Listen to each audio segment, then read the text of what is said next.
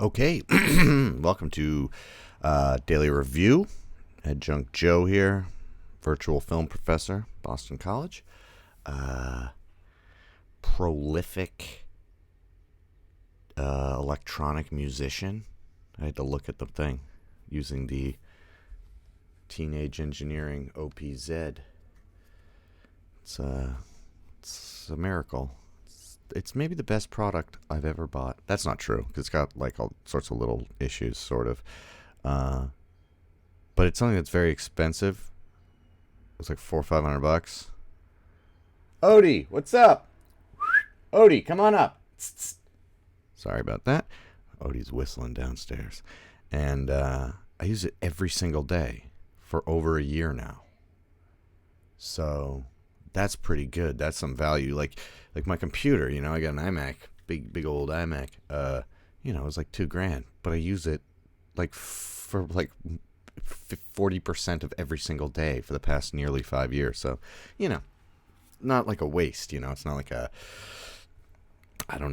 some sneaks. I say that and then I have a wall of basically obsolete media behind me. What am I talking about? Odie, come on up, buddy. I don't know what's going on with her. Anyway, today's movie is, I don't own it yet, but after watching it, I'm gonna have to get it. Sorry, I almost lied to you there. I am getting it. It's on the way from eBay. It's called The Spy Who Came In From the Cold, and it's by Martin Ritt, the director. He also did Rafifi, which is a movie I watched about a diamond heist, but I don't remember it. But I remember being like, it's another Criterion movie, and I remember watching it because, that particular label, I tend to agree with distribution. I mean, I don't agree with them. I mean, I like, Jesus Christ, Joe. Anyway, you know what I mean. There's only a handful of Criterion movies that I've ever watched where I would have been like, I don't get that. No, wait, there's been lots, because like most Tarkovsky movies, I don't really get, but I know they're amazing. It's like you taste something and you can't describe it, but it tastes good. That's like what a Tarkovsky movie is to me. I'm like, that's right, and I don't know why. I don't really know what it means other than how it makes me feel, and maybe that's all it means. But very rarely have I watched a Criterion movie where I've been like, that is garbage. Like, that's just not good. Like, I get it, and it's not good. You know what I mean? Anyway, so I'd never seen this movie before. Watched it. It's on Amazon Prime right now. So if you got that, a good movie to watch in quarantine. It's based on a 1963 novel by John Le Carré. I believe is how you say his name. And he's done tons like Tinker Tailor, Soldier Spy, all the Frank Smiley. Yeah, I think that's his name. And all sorts of crime, mystery stories. I don't even know all of them. Very popular. It's kind of like a smart person's James Bond, or like realistic James Bond. Maybe that's it.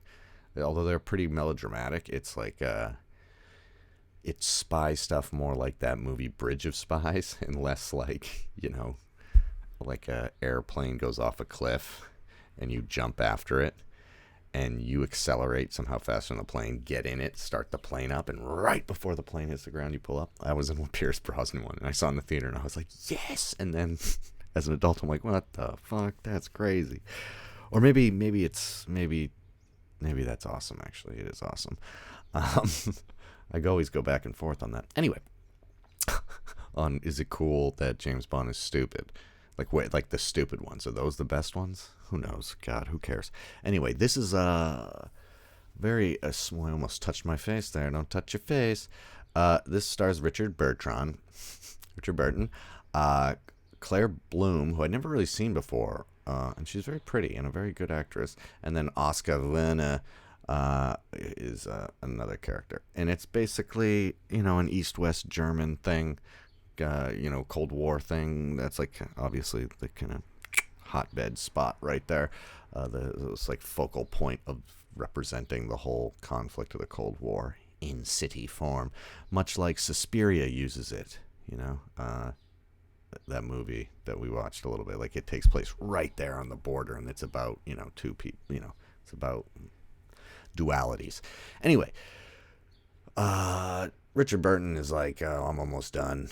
Like I'm getting out, but he's not gonna come in from the cold. So he basically, a dude gets shot under his watch, like a spy gets killed, and he goes on basically one last mission undercover, trying to infiltrate the Russians. I almost said Germans, who are controlling East Berlin, to find out who's taking out his spies, essentially. It's awesome. I didn't even know what was going on 100% of the time, as you can kind of tell based on how I'm describing it. Like, I'll read you the actual, all right. The film depicts a British agent, Alec Leamis, that's Richard Burton, Alec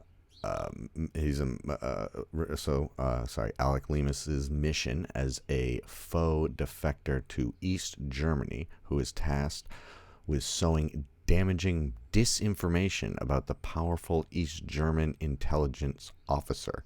As part of a charade, Leamis pretends to quit British intelligence and live as an embittered alcoholic. He allows himself to be recruited by East German agents in England and is taken to continental Europe to sell his secrets for money. His mission seems almost complete when his charade crumbles and he is revealed to still be working for British intelligence, a revelation that achieves the real objective of the mission, much to his surprise.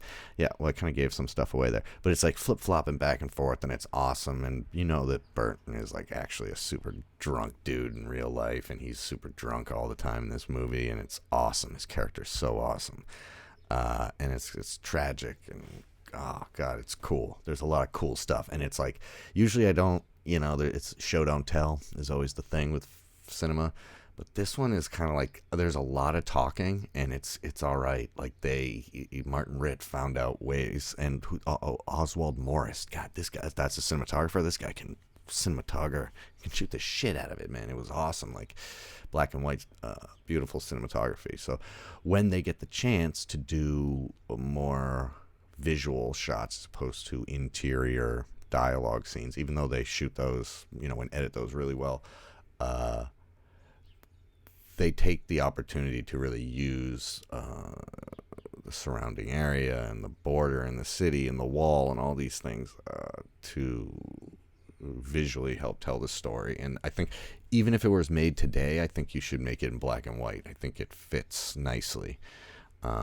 Especially spy movies and noir, it's great. The harsh black and white, fairly harsh, because it's like it plays into the story real well. It's almost like, it's like ironic, because in most stories things are black and white, like we know who the good guys are, we know who the bad guys are, and in like a noir movie, you never know. Like everybody's kind of gray, everybody's like good and bad, or it's just hard to tell. So yeah, I think that works nicely. Makes it feel timeless, because Burton is like a Shakespeare actor, and he can do it really nicely. Odie, what's up?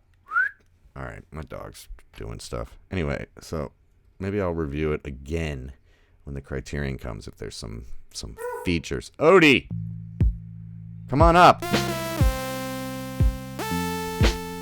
Have to do a quick ending.